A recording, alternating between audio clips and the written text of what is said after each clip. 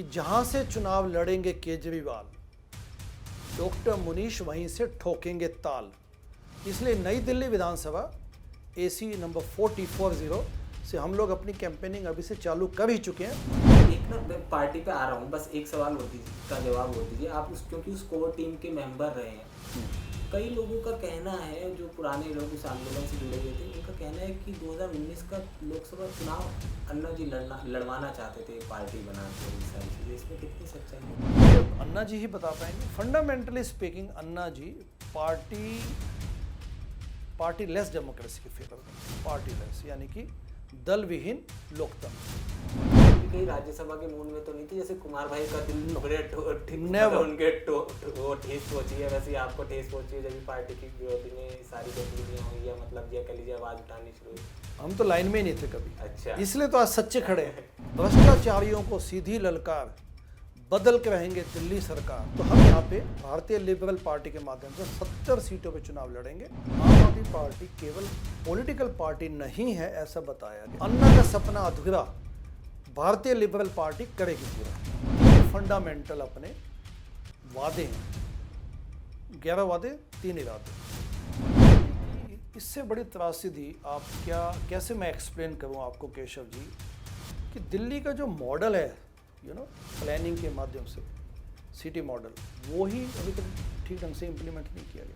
दिल्ली वासियों से विनम्र निवेदन है कि मैं सब अपना छोड़ छाड़ के एक जिद के साथ वापस आया हूँ कि अन्ना का सपना करेंगे पूरा, यानी कि भ्रष्टाचार का खात्मा करेंगे और दिल्ली के विकास को फुली कमिटेड है। इसलिए मैंने अपनी जॉब तक छोड़ दी। यहाँ भी मुझे हॉस्पिटल से ऑफर आते हैं। अगर कोई दल आपसे हाथ मिलाना चाहे आगामी चुनावों में तो उसका स्वागत। हम लोग फुली कमिटेड हैं अपनी पॉलिटिक्स, यानी बाद में चलाऊंगा मैं काट के। जी बिल्कुल, हम किसी से समझौता करने नहीं आए। इसलिए अगर हमें समझौता करना तो हम पॉलिटिकल पार्टी ही ज्वाइन कर लेते, कोई ना कोई।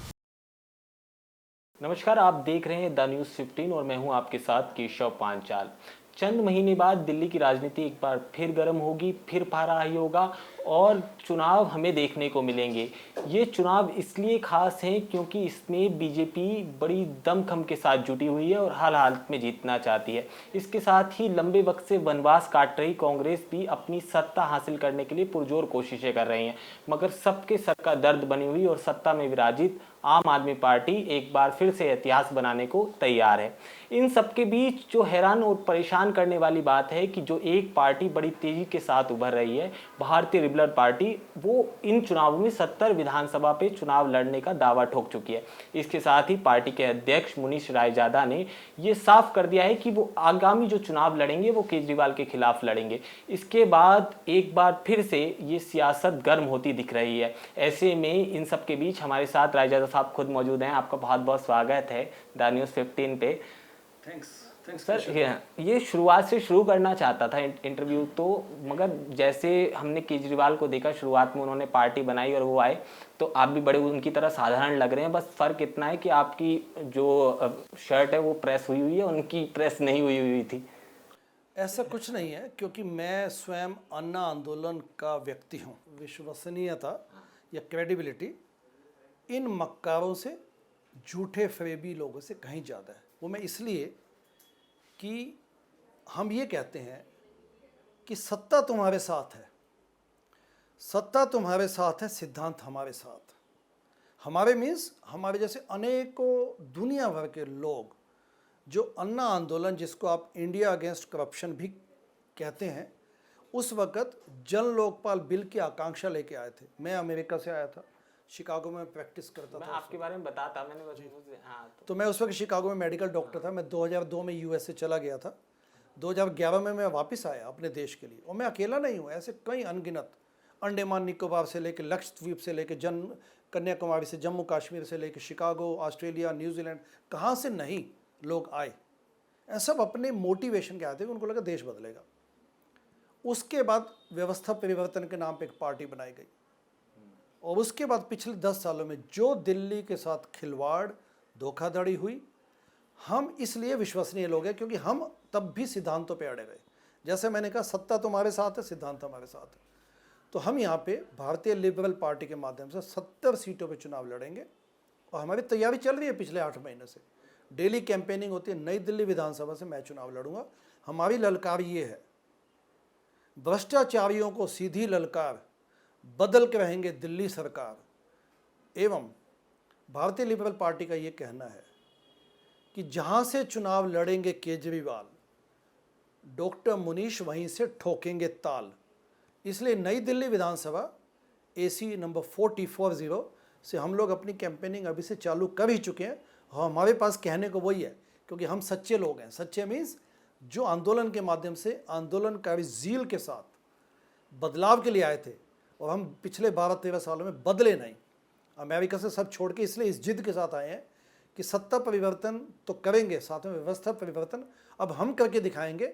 अन्ना का सपना अधूरा भारतीय लिबरल पार्टी करेगी पूरा। डॉक्टर साहब, बोलना तो धीरे धीरे ज़बरदस्त तरीके से आप राजनीति में उतर ही रहे हो। आप तो लंबे साथी रहे हो केजरीवाल के, अन्ना आंदोलन से जुड़े रहे हो, और कई नीतियों में आपने विदेश नीतियों में आम आदमी पार्टी का प्रतिनिधित्व करा और इतनी ज़बरदस्त तरह से वो आवाज़ बुलंद करी। ये ऐसा क्या कुछ होता है, कुमार विश्वास ले लीजिए, उसके बाद आशुतोष जी ले लीजिए, योगेंद्र की बात करें, ये सब छोड़ कर जाते हैं। आप सबने एक सपना संजोया, और वो जब सपना टूटता है तो कितना दुख होता है।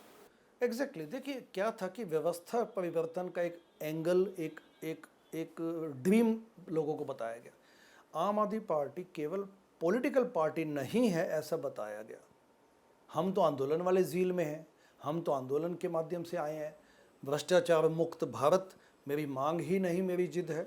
और सत्ता में आते ही अरविंद केजरीवाल ने क्या शुरू किया, जितेंद्र तोमर की फेक डिग्री को, लॉ मिनिस्टर बने थे, जितेंद्र तोमर की फेक डिग्री को उनकी एडवोकेसी शुरू कर दी कि नहीं, मैंने चेक किया सब ठीक है। शीश महल बना लिया, प्रधानमंत्री बनने की लालसा। दिल्ली वालों के लिए क्या किया, दिल्ली के लोगों ने पूरी श्रद्धा निष्ठा के साथ आपको 2015 में 67 सीटें दी, 2020 में आपको 62 सीटें दी। लेकिन पिछले 10 सालों में झूठ बोल के छली गई तू, झूठ बोल के छली गई तू, दली गई तू, मली गई तू।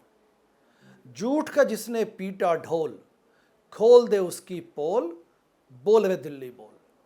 ये कैलाश खेर की मधुर आवाज़ में ट्रांसपेरेंसी वेब सीरीज़, ट्रांसपेरेंसी पारदर्शिता के कुछ चंद पंक्तियां हैं।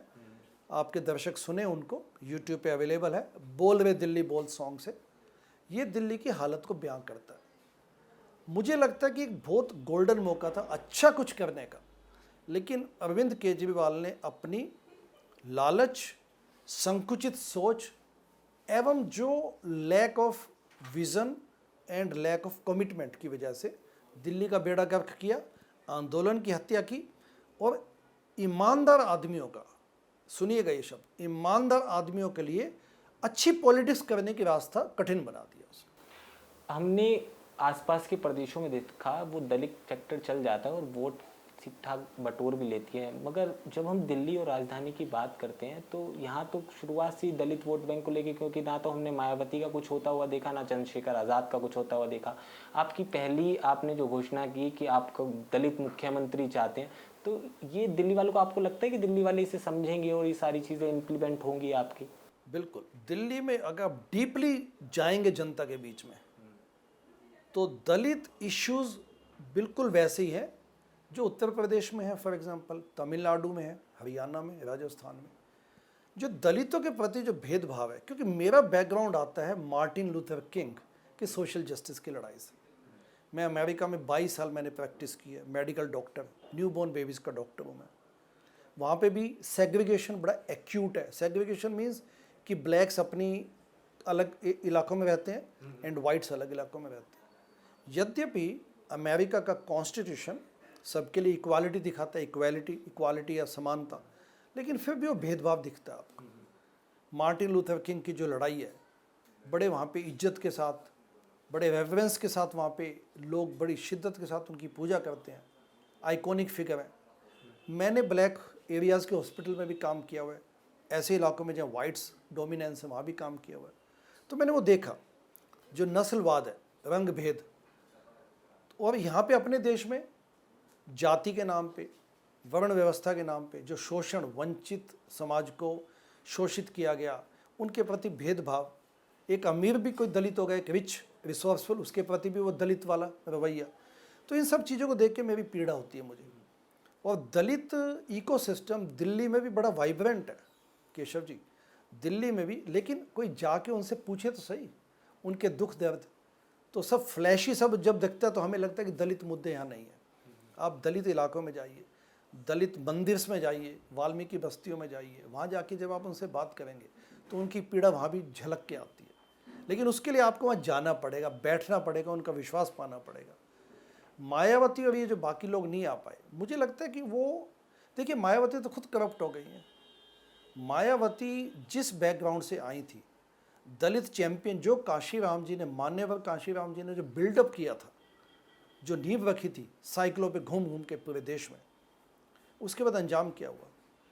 एक दलित एक्टिविस्ट यानी कि मायावती इतनी बड़ी एसेट्स इकट्ठी कर लें कि उनकी पर्सनल वेल्थ का जो टैक्स था वो भी करोड़ों में जाता था। तो कहीं ना कहीं इसका मतलब विरोधाभास है। आप क्या है, अमीर होना कोई गलत बात नहीं है, लेकिन आप अमीर कैसे हुए वो प्रॉब्लम। ये दिल्ली चुनाव में बनते बनते रिश्ते खराब तो नहीं कर रहे आप अपनी ऐसी बातें बोल के? देखिए, आपको लगता है शायद हम पॉलिटिक्स करने आए हैं। हम पॉलिटिक्स से की बजाय सिद्धांतों के लिए आए हैं। नहीं तो 22 साल की अपनी प्रैक्टिस छोड़ के यहाँ पे मैं गली और कूचों में घूमता हूँ, तो मुझे लगता है कि हम सिद्धांतों को पहले तवज्जो देते हैं, पॉलिटिकल जो इक्वेशंस हैं वो सेकेंडरी बन जाता है। इसलिए मुझे लगता है कि अगर मायावती आज अच्छा कर देती तो दलित सीएम दिल्ली में पहले ही बन जाता। ये अब मुनीश एक अच्छा खासे डॉक्टर विदेश में बढ़िया कमा रहे हैं, बढ़िया परिवार, शान और शौकत, और ये सारी चीज़ें छोड़ के आज वो गलियों में घूमते हैं, लोगों से मिलते हैं, ऐसी जगह भी जाते हैं जहाँ उन्होंने कभी कल्पना नहीं करी होगी भूतकाल में बैठ के कि जहाँ उन्हें घूमना पड़ रहा है, जिन लोगों से मिलना पड़ रहा है। ऐसी वो कौन सी चीज़ें जो इतनी प्रेरणा देती? देखिए, मैं जब अपने आप को पीछे मुड़ के देखता हूँ तो मुझे हमेशा ये लगता था, जैसे मैंने MBBS किया, मेडिकल कॉलेज से बाहर निकले, प्रैक्टिस में आए, जनता के बीच में, एज ए पेशेंट्स आप जनता के बीच में ही होते हैं, आपका संपर्क होता है। तो मुझे लगता था कि जो बदलाव, बड़ा बदलाव अच्छी नीतियों के माध्यम से ही आ सकता है। आज हम अमेरिका में हम प्रैक्टिस करते हैं तो बड़ा अच्छा सिस्टम्स बने हुए हैं, सब कुछ ठीक है, आपको अपना बस मेहनत करनी है, बाकी सिस्टम आपकी चिंता करेगा, मतलब the system will take care of you. अपने यहाँ पे जो शब्द है राजनीति, संस्कृत का शब्द है, राज्य की नीति कैसी हो, तो वास्तव में पॉलिटिक्स तो बहुत अच्छा माध्यम है एंड बड़े बदलाव का एक वाहक हो सकता है। तो मैं हमेशा ही मानता था कि बड़े बदलाव करने हैं तो आपको राजनीति में इनडायरेक्टली और डायरेक्टली पार्टिसिपेट करना चाहिए। इसलिए मैं हमेशा Gandhian philosophy, Vinoba Bhave, Loknayak Jayaprakash Narayan, Martin Luther King, Nelson Mandela, ये मेरे प्रेरणा स्रोत है, इंस्पायर्ड फील करता हूँ इनसे। तो मुझे लगता था कि अपने व्यक्तिगत हितों को, व्यक्तिगत नीड्स को साइड पे रख के कुछ अपने देश में लोकतंत्र को अपग्रेड करना है तो आपको पॉलिटिक्स में सीधा हिस्सेदारी दिखानी पड़ेगी।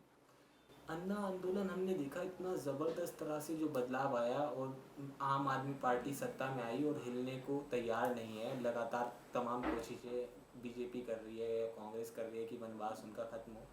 कहीं ना कहीं आप पे आरोप लगते हैं कि आप तो बीजेपी के आदमी हो, केजरीवाल का वोट बैंक काटने आए हो। देखिए, यदि पहला तो यह है कि बीजेपी कभी भी एक दलित मुख्यमंत्री एक्सेप्ट नहीं करेगी। हाँ, तो दलित राज्यपाल बनते हैं या सीधा राष्ट्रपति बनते हैं। एग्जैक्टली। दूसरा, दलित, हमने ये भी अनाउंस किया कि हम डिप्टी सीएम एक मुस्लिम को भी बनाएंगे, ओबीसी एवं एक मुस्लिम पासमानदा समाज से। बीजेपी तो मुसलमानों को टिकट ही नहीं देती, तो हम बीजेपी की बी टीम कैसे हो सकते हैं? हमारी जो पॉलिटिक्स है वो बीजेपी से 360 डिग्री अपार्ट है। सेकेंडली, मैं 22 सालों के बाद अमेरिका का अपना जॉब कैरियर छोड़ के यहाँ पे अगर किसी पार्टी के लिए बैटिंग करने आया हूँ तो इससे बड़ी तो कोई मतलब दुख की बात हो ही नहीं सकती। और यदि मुझे बैटिंग ही करनी होती किसी पार्टी के लिए तो मैं उस पार्टी को ही ज्वाइन कर लूँगा। अपने एक बार केजरीवाल का थोड़ा सा समझाइए, आप तो इतना लंबा समय, कब मुलाकात हुई आपकी केजरीवाल से? केजरीवाल को मैं, आपका दिल्ली आना कैसे हुआ? जी, केजरीवाल को मैं अन्ना आंदोलन से जानता हूँ। ठीक है। और जब अन्ना आंदोलन शुरू होता हमने यूएसए में बड़े एक्टिवली पार्टिसिपेट किया। शिकागो में काफ़ी इंडियंस हैं, डेवॉन स्ट्रीट है, डेवन स्ट्रीट, वहाँ पे काफ़ी तादाद में हिंदुस्तानी दुकानें भी हैं, पाकिस्तानी भी हैं, फिर हिंदुस्तानी दुकानें हैं। 15 अगस्त 2012 में हमने बहुत वहाँ पे एक्टिव उस दिन रोड शो भी निकाला, अन्ना आंदोलन के नाम पे, आईएसी के नाम पे। लगता था कि बदलाव आएगा, इंस्पायर्ड हुए मेरे जैसे अनेकों लोग। वैसे विदेश में बैठा भारतीय ये सारी चीज़ें मतलब सोचता, देखता है, मतलब ऑब्जर्व करता है क्लोजली हमेशा ये मैं आपको मतलब बताता हूँ। इनफैक्ट एक इंडियन जब बाहर जाता है, एक वो सेटल हो जाए, तो देश के प्रति जो इसके मन में लगाव, पीड़ा एवं उत्साह होता है, वो देखने लायक होता है। क्योंकि वो वहाँ पे डिस्टेंस से एक तो उसमें समभाव आ जाता है, जिसको बोलते हैं कि डिस्पैशनेटली चीज़ों को देखना। यहाँ की छोटी मोटी जो बायसेस माइंड में होते हैं, रीजनलिज्म, जाति का फ़र्क, भाषा का फ़र्क, इन चीज़ों से उभर जाता है आदमी। वहाँ पे उसको इंडियन दिखता है, वहाँ पे एक दूसरा इंडियन उसको इंडियन दिखता है। यहाँ पे अपने को क्या दिखता है कि कौन सी जाति से है, कौन सी भाषा बोलता है वो, आप समझते हैं ना। तो वो सब चीज़ें ऊपर उठ के वो देश के लिए करना चाहते हैं, क्योंकि अपन कल्चरली हम ऐसा मानते हैं कि भारत हमारी माता है। वो फीलिंग वहाँ जाके, और फिर समय भी होता है उसके पास, देश के लिए ललक होती है। तो अन्ना आंदोलन में जो स्पोर्ट इंडियंस को मतलब अपने देश में एनआरआईज ने दिया बाहर बैठ के, वो अनपैरेलल्ड है, मतलब ज़बरदस्त। एंड फिर जब पार्टी बनी तो मैं आया यहाँ पे, मैंने पार्टी इमीडिएटली ज्वाइन। आपको बुलाया मतलब फ़ोन पे, टेलीफोन? हम टच में थे, बातचीत करते थे, कॉन्फ्रेंसेस भी करवाई हमने।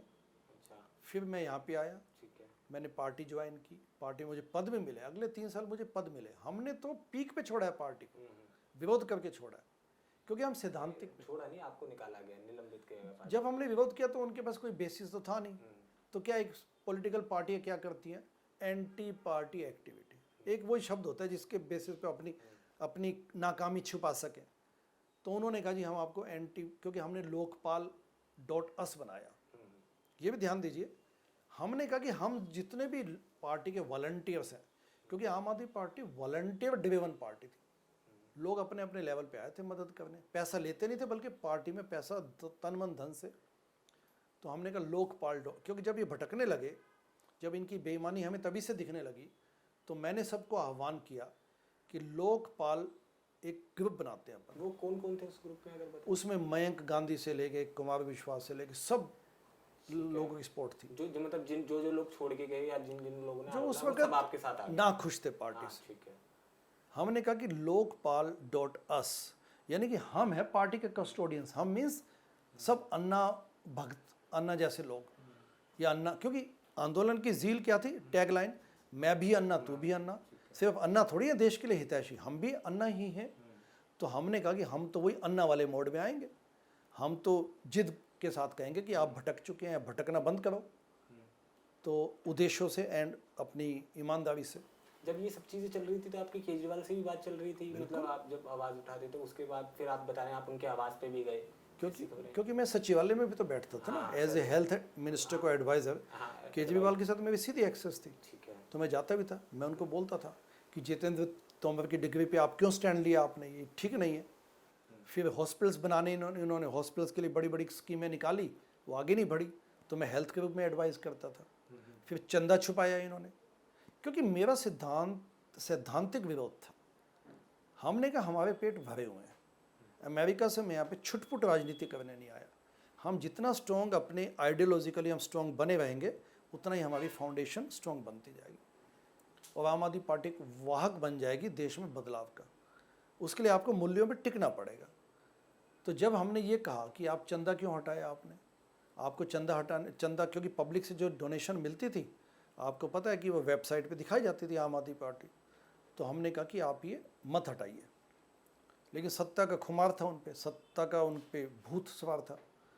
तो हमने कहा कि लोकपाल बनाएंगे, हम लोकपाल एक ग्रुप बनाएंगे जिसमें आम आदमी पार्टी का ही वॉलंटियर कहेगा कि हम हैं कस्टोडियंस, हम हैं पार्टी के लोकपाल, यानी कि पार्टी के सिद्धांतों के लोकपाल। तो इनको क्यों पसंद आनी थी। फिर लालू को जाके इन्होंने गले मिल लिए। हमने कहा लालू को आप गले मिलने आए हैं, आप तो लालू के घर ही आते थे, कभी आते। तो विरोध किया, तो इनको भाया नहीं, इन्होंने कहा हम आपको निलंबित कर देंगे। मैंने कहा निलंबित तो बहुत छोटी बात है। फिर हमने गीता ज्ञापन देने गए। आज जो शीश महल आप देखते हैं, वो पहले एक आम सरकारी क्वार्टर होता था, मुख्यमंत्री का आवास। हम वहाँ पे गए, मैं अकेला नहीं था, 20-25 लोग थे। उसमें Jaynath Mishra 77 years old NRI London के अप्रवासी भारतीय, उन्होंने भी अन्ना आंदोलन के समय एवं आम आदमी पार्टी की मदद की थी वॉलंटियर के रूप में, तो वो मेरे साथ वो भी गए। केजरीवाल हमसे मिलने नहीं आ पाए क्योंकि झूठ के पाँव नहीं होते और झूठा आदमी सच्चे व्यक्ति को 77 ईयर्स जयनाथ मिश्रा जी क्या लेने आए थे देश से, ये बताइए। जो व्यक्ति 21 साल की उम्र में लंदन चला गया हो, 21 साल की उम्र में, और 50 सालों बाद वो देश के लिए कुछ करने आया, वो क्या ले लेगा आपसे? क्या पद उसके लिए क्या महत्व रखता है? वो तो टिकट मांगने भी नहीं आए थे, वो तो पद मांगने नहीं आए थे। तो जब ऐसा सच्चा व्यक्ति केजरीवाल से मिलने गया तो केजरीवाल की हिम्मत नहीं हुई कि हमसे आके वो गीता ज्ञापन के प्रति स्वरूप गीता श्रीमद् भागवत गीता की पुस्तक हमसे ले लें। हम आपकी तस्वीरें दो देखते हैं सोशल मीडिया पे। एक तो आपका यूट्यूब चैनल जब देखते हैं तो आप शिकागो में बैठे हुए देखते हैं और आपका पीछे से वॉइस ओवर चलता है, बड़ा सुकून सा मिलता है। दूसरी तस्वीर आती है, आप एक तंग गली में दिल्ली की ही घूम रहे हैं और लोगों से बात कर रहे हैं जहाँ पानी ओवरफ्लो है, कूड़ा पड़ा हुआ है। तो दिल्ली का एज ए दिल्ली वासी, दिल्ली के नागरिक, जैसे मैं अपनी बात ही करूँ तो हम लोग ये आकलन नहीं कर पा रहे। हमें लग रहा है इसमें कुछ ना कुछ लाभ है आपका, आप निस्वार्थ नहीं आए हो।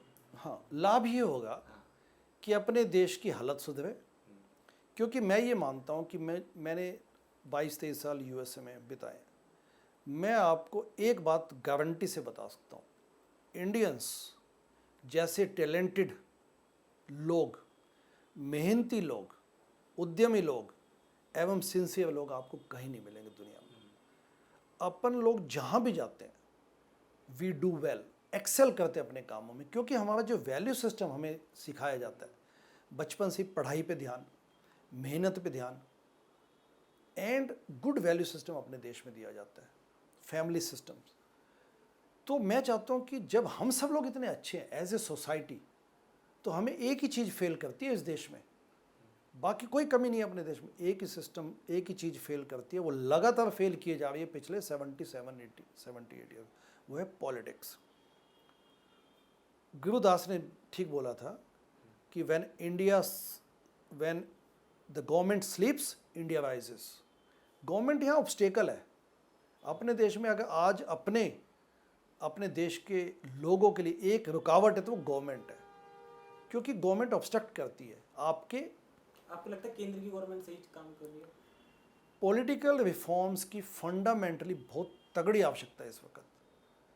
इलेक्टोरल रिफॉर्म्स आप लेके आइए ताकि आप जैसा एक नवयुवक पॉलिटिक्स में एक गर्व के साथ हिस्सा ले सके। आप कितने युवाओं को टिकट दे रहे हैं इस बार विधानसभा? 20% सीटें महिलाओं को दिए 70 सीटों में से, एंड सभी जो हमारे बाकी कैंडिडेट होंगे वो अक्सर 25 से लेके 45 साल की एज में होंगे। ये पार्टी का मतलब ये थॉट कैसा था, कौन कौन मिला, कैसे मतलब थॉट आया कि अभी पार्टी बनानी चाहिए और मतलब अब खुद आवाज़ उठानी चाहिए? आपका अच्छा क्वेश्चन है, क्योंकि हमें पार्टीबाजी करनी होती है, हम 2014-15 में बना लेते हैं, लेकिन वहाँ से बैठे बैठे मन नहीं लगता था। हमें लगता कि अन्ना आंदोलन का जो सपना था वो तो पीछे छूट आपके गया। अन्ना जी कहाँ है, मतलब अब बात होती है उनसे? अन्ना जी से मैं अभी जस्ट 6 महीने पहले मिल के आया हूँ, फरवरी 2024। तो आप क्या कहते हैं वो केजरीवाल जी के बारे में? देखिए अन्ना जी, अब बात तो होती होगी, जाहिर सी बात है। हाँ 10-12 साल अब विविध हो चुके हैं। जब आपने अन्ना जी को तब देखा था, अभी वो उतने एक्टिव नहीं जितना कि देश भर घूम सके। तड़फ उनके मन में अभी भी है, क्योंकि विज़न तो अभी भी वहीं की वहीं है, वो चीज़ें आगे बढ़ी नहीं। तड़फ है अरविंद केजरीवाल के खिलाफ के प्रति वो भी है कि देखो एक बहुत बड़ा सपना था, वो चंद चीज़ों की वजह से पीछे रह गया। तो ये है। एक ना मैं पार्टी पे आ रहा हूँ, बस एक सवाल और दीजिए, का जवाब और दीजिए आप। क्योंकि उस कोर टीम के मेंबर रहे हैं, कई लोगों का कहना है, जो पुराने लोग उस आंदोलन से जुड़े हुए थे, उनका कहना है कि 2019 का लोकसभा चुनाव अन्ना जी लड़वाना चाहते थे पार्टी बना के और ये सारी चीज़ें। इसमें कितनी सच्चाई है? ये अब अन्ना जी ही बता पाएंगे, मैं इस पर ज़्यादा बोल नहीं पाऊंगा। आप उनके साथ ही रहे हो आप जी। फंडामेंटली स्पीकिंग अन्ना जी पार्टी लेस डेमोक्रेसी के फेवर में थे। पार्टी लेस यानी कि दल विहीन लोकतंत्र, बस मैं इतना कहना चाहता हूँ। और ये जो मतलब केजरीवाल पे दुनिया भर के आरोप अब बीजेपी लगा रही है, अब तो एक कांग्रेस लगा रही है, अब आप भी उसमें शामिल हो गए। तो पहले तो केजरीवाल जी बड़े अच्छे लगते थे सबके लिए, मतलब ठीक थे, जब गठबंधन हो गया था जब भी बहुत ठीक थे। आपको ऐसा लगता है कि मतलब कोई और पीछे से इन सारी चीज़ों को करा रहा है, मतलब केजरीवाल जी कर रहे हैं, या आपको लगता है कि केजरीवाल जी पूरी तरह ही मॉनिटर करते हैं, मतलब जैसा वो दिखा रहे हैं उसी तरह से हमें तस्वीरें दिख रही हैं, या इसके पीछे कुछ और मांगते हैं? क्योंकि जैसे बीच में खालिस्तानी फैक्टर कुमार विश्वास ने बोला, और भी दुनिया भर के आरोप लगे। आम आदमी पार्टी की दुर्घटना और जो एक पाखंड वाली राजनीति जो करके दिखाई है इन्होंने, लोगों के साथ छल कपट, धोखाधड़ी एवं गवर्नेंस एंगल से भी जो टोटल इनका फेलियर और डिजास्टर है, उसके लिए सिर्फ एक व्यक्ति जिम्मेदार है, वो है अरविंद केजरीवाल, कोई और नहीं। क्योंकि बाकी जो अच्छे लोग थे वो तो हटा दिए गए। अरविंद केजरीवाल एक नायक के रूप में जो उभर के आए थे, वो वास्तव में सच्ची तस्वीर थी ही नहीं। क्या होता है कि जब एक सैलाब आता है ना, तो सैलाब में आप कहाँ से बह के कहाँ पहुँच जाएंगे ये आपके हाथ में होता ही नहीं। एक आंदोलन की आड़ में ये वहाँ बिठा दिए गए डेस्टिनी मेकर, भाग्य विधाता। तो लोगों को लगा कि भाग्य विधाता है, वो वास्तव में ना तो उनका सोच थी उसमें। और मैं आपको गारंटी से बता रहा हूँ, क्योंकि मैं अरविंद को जानता हूँ, न तो उस लेवल की सोच थी, न उस लेवल का चिंतन था, न उस लेवल का कंडक्ट अरविंद में था, न उस लेवल की इंटीग्रिटी एवं करेक्टर। नहीं तो जब जिस दिन ईडी ने पकड़ा तो एक इंटीग्रिटी वाला व्यक्ति कहता कि मैं आज इस्तीफा दे रहा हूँ, सच के साथ तब के निकल के आऊँगा, वापस जनता को बताया कि आप मुझे बैठाएंगे इस सीट पे। अब क्या है, मैं जनता के पास ऑनेस्टी का सर्टिफिकेट लेने जा रहा हूँ। छद्म एंड डीप स्टेट का इनके पीछे पूरा हाथ है, डीप स्टेट का। आप भी कहीं राज्यसभा के मूड में तो नहीं थे? जैसे कुमार भाई का दिल No. बड़े Never. उनके वो ठेस पहुंची है, वैसे ही आपको ठेस पहुंची है जब भी पार्टी की विरोधी में सारी गतिविधियां हुई, या मतलब ये कह लीजिए आवाज उठानी शुरू हुई? हम तो लाइन में ही नहीं थे कभी। अच्छा, इसलिए तो आज सच्चे खड़े हैं। ये पार्टी पे आते हैं ना, ये पार्टी का बताइए ना, ये कैसे शुरुआत हुई, मतलब विदेश में बैठे बैठे कैसे भूमिका बनी, कौन कौन लोग थे, किन किन से बात हुई? भारतीय लिबरल पार्टी वास्तव में शुरू हुई थी 2019 में। ठीक है। मैंने नहीं बनाई, रमेश गुप्ता जी एक NRI हैं, डेलस टेक्सास बेस्ड, उन्होंने इसकी नींव रखी। पिछले 5 सालों में कुछ खास जब ग्राउंड पे काम हो नहीं पाया, संपर्क में हमेशा था, तो उन्होंने कहा कि आप इसको संभालिए। तो मुझे इसकी प्रेसिडेंसी अभी कुछ महीने पहले मिली है।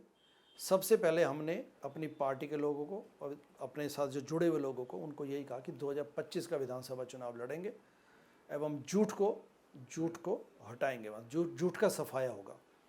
इसलिए भारतीय लिबरल पार्टी पिछले लगभग 7-8 महीनों से नई दिल्ली एवं दिल्ली के बाकी अन्य क्षेत्रों में एक्टिव है। जनता के बीच में डेली जाते हैं, सोशल मीडिया के माध्यम से ग्राउंड कैंपेनिंग, एवं 3 फंडामेंटल अपने वादे हैं, 11 वादे, 3 इरादे। पहला अपना इरादा है करप्शन के खिलाफ, भ्रष्टाचार के खिलाफ लड़ाई। एंटी करप्शन कमीशन, बड़ी अनोखी बात हमने कही है और जनता इसको पूरी शिद्दत के साथ लेगी।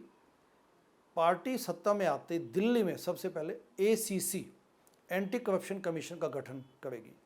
उसके माध्यम से जितने भी दिल्ली में गवर्नेंस रिलेटेड फेलियर है, करप्शन के मामले हैं, नाकामयाबी के मामले हैं, काम ही नहीं होते, सड़कें साफ़ नहीं होती, टूटी फूटी सड़कें हैं, पानी की समस्या, जो भी दुनिया भर की समस्या है, एंटी करप्शन कमीशन उसको मॉनिटर करेगा एवं जो भी कल्प्रिट्स होंगे उनको बुक करके उनको सजा दिलवाएगा एवं काम को करवाएगा। सेकेंड, सोशल जस्टिस की लड़ाई।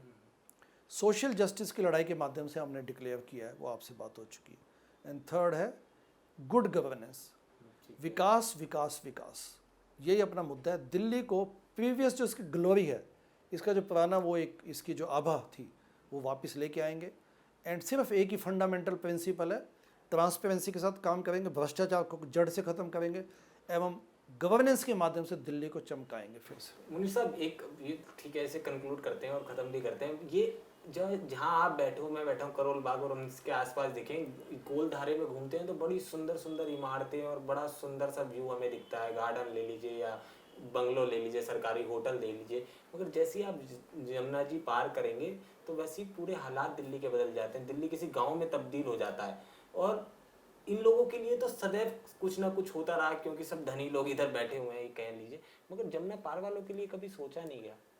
दिल्ली की इससे बड़ी त्रासदी आप कैसे मैं एक्सप्लेन करूं आपको केशव जी, कि दिल्ली का जो मॉडल है प्लानिंग के माध्यम से, सिटी मॉडल, वो ही अभी तक ठीक ढंग से इम्प्लीमेंट नहीं किया गया। दिल्ली को वास्तव में शिकागो या न्यूयॉर्क जैसा बना सकते हैं, लेकिन उसके लिए पॉलिटिकल विल होनी वो चाहिए। आप केजरीवाल वाली बातें ही कर रहे हैं, वो केजरीवाल जी भी वो ऐसे तो बोलते थे। मक्कार लोग तो ऐसे ही बोलते हैं, हम करना चाहते हैं, हम देश के लिए करना चाहते मैं आपको वोट क्यों दूं एज ए दिल्ली वासी? हैं। दिल्ली वासियों से विनम्र निवेदन है कि मैं सब अपना छोड़ छाड़ के एक जिद के साथ वापस आया हूँ कि अन्ना का सपना करेंगे पूरा, यानी कि भ्रष्टाचार को का खात्मा करेंगे और दिल्ली के विकास को फुली कमिटेड है। इसलिए मैंने अपनी जॉब तक छोड़ दी। यहाँ भी मुझे हॉस्पिटल से ऑफर आते हैं कि आप हमारे यहाँ पे, क्योंकि मैं हूँ न्यूबॉर्न बेबीज़ का डॉक्टर, नियोनेटोलॉजिस्ट, अमेरिका से बोर्ड सर्टिफाइड डॉक्टर हूँ। तो हमारे जैसे डॉक्टर्स भी बड़े चंद डॉक्टर्स हैं पूरे देश में, लेकिन मुझे लगता है कि देश की सेहत को ठीक किया जाए, इसलिए फुली कमिटेड है। आप जुटिए साथ में, दिल्ली को ट्रांसफॉर्म करके दिखाएंगे, गवर्नमेंट बनाने का मौका दीजिए। हमने कोरोना में बड़ा क्रिटिकल टाइम दिल्ली का देखा। आपको लगता है कि अगर उस समय ये दिल्ली सरकार के जो हॉस्पिटल थे या केंद्र सरकार के उनके हालात दुरुस्त होते तो ऐसी सिचुएशन सामने नहीं आती? बिल्कुल, यदि दिल्ली ये पॉलिटिकल इनके सिस्टम ठीक होते तो जो अफरा तफरी मची वो होनी नहीं चाहिए थी। और सब लोग टैक्स देते हैं, एक गरीब आदमी भी टैक्स देता है, यानी कि सोते जागते हम गवर्नमेंट को टैक्सेस दे रहे हैं, रिटर्न में क्या मिलता है? टूटी सड़कें। कोरोना काल में देखिए त्राही तबाही मच गई, ऑफिस में कहाँ जाएं आप, काम नहीं होते। इसलिए एक ही फंडामेंटल प्रिंसिपल है, विकास, गुड गवर्नेंस, सुशासन। अगर कोई दल आपसे हाथ मिलाना चाहे आगामी चुनावों में तो उसका स्वागत है। हम लोग फुली कमिटेड हैं अपनी पॉलिटिक्स, यानी कि बयान बाद में चलाऊंगा मैं काट के, तो जी देख लीजिए। बिल्कुल, हम किसी से समझौता करने नहीं आए। इसलिए अगर हमें समझौता करना तो हम पॉलिटिकल पार्टी ही ज्वाइन कर लेते, कोई ना कोई, हमारे जैसे जो जिद्दी लोग हैं। हम चाहते हैं कि जनता फुल मैंडेट दे, एक बार हमें मौका दे। जो पिछले 10 सालों में खिलवाड़ हुआ है, तो आप देखेंगे कि हम क्वालिफाइड ज़्यादा हैं, देशभक्ति हम में ज़्यादा है, जिद भी है अच्छा करने के लिए, तो क्यों नहीं हमें मौका मिला जाए। इसकी आवश्यकता ही नहीं पड़ेगी किसी गठबंधन की। केजरीवाल के खिलाफ चुनाव पहली बार में लड़ना कहीं खामियाजा तो नहीं उठाना पड़ जाएगा इसका, या कॉन्फिडेंस या ओवर कॉन्फिडेंस तो नहीं है? अरविंद केजरीवाल का ग्राफ पहले ही नीचे जा चुका है, नैतिकता उनकी सबको एक्सपोज हो चुकी है। नई दिल्ली विधानसभा से हम अरविंद केजरीवाल को टक्कर देंगे। मुझे तो लगता है चुनाव भी नहीं लड़ेंगे, बोल दो जमानत भी जब्त हो जाएगी। जमानत भी जब्त वाह भाई, बहुत जमानत भी जब्त। आपकी वो संपर्क में है कुमार भाई हो गए और ये सारे लोग ऐसे, हाँ? तो इनको लाने के लिए कुछ कोशिशें बिल्कुल राइट टाइम पे आएंगे वो। आएंगे। अनंत शुभकामनाएं आपको भविष्य के लिए, बहुत बहुत। तो मुनीश कुमार रायजादा साहब हमारे साथ थे, जिनकी आपने बात सुनी। आगामी चुनावों में ये आपको 70 विधानसभाओं पर लड़ते दिखाई देंगे, और जिस तरह की बेबाक अंदाज में इनकी बातें हैं, तो ये लिहाजा तय है कि हर दिल्लीवासी इनकी बात को बड़े ध्यान से सुन रहा है। ऐसे में ये तो भविष्य निर्धारित करेगा कि रायजादा और लिबरल पार्टी का भविष्य क्या होता है। मगर हाँ, फिलहाल मौजूदा समय की बात करें तो ये आने वाले चुनाव में बड़ा फैक्टर साबित होने वाला है।